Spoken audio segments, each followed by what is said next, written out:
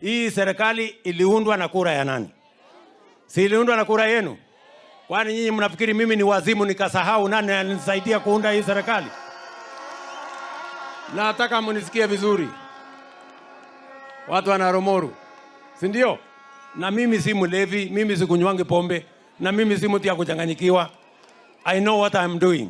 Tunaelewana? Na mimi nitahakikisha ile kazi mulinipatia ya kuhakikisha kwamba tunasimamia masomo ya watoto wetu, ile ya kilimo, ile ya maendeleo ya barabara na stima na hiyo ingine, nitahakikisha ya kwamba hiyo kazi inafanyika, na ikiharibika ya Nyeri hii muniulize mimi. Nyinyi mnanielewa jameni? Yes, muniulize.